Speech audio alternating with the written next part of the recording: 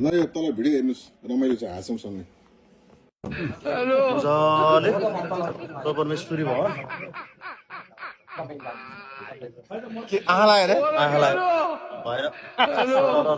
पारेर सबैको दशक रात जान्छ नि फेरि दशक रात हिँडेर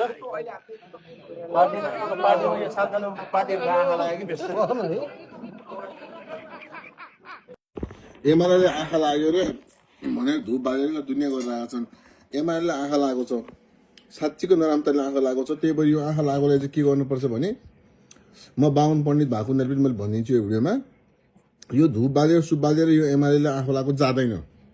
यसको लागि चाहिँ काठमाडौँमा एउटा भोगटेको बलि त्यसपछि झापामा गएर बुढो एउटा बुढो बुझ्नुभयो नि बुढो बोकाको बलि दिनुपर्छ नत्र भने यो आँखा लागेको जाँदैन